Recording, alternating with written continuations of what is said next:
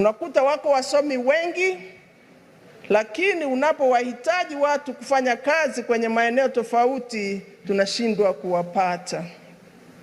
Na ndio maana tunahitaji kutafakari juu ya nafasi ya elimu bora kwa maendeleo ya rasilimali watu, kwa sababu kama alivyosema, ili uchumi wetu uweze kukua, rasilimali watu ni kiungo kikubwa, the manpower.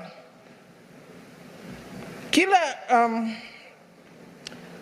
maswali haya kwamba tumetoka wapi, tuko wapi na tunaelekea wapi, ni maswali ya msingi mkubwa wa tafakari yetu ya kitaifa kuhusu mustakabali wa Tanzania katika karne ya 21.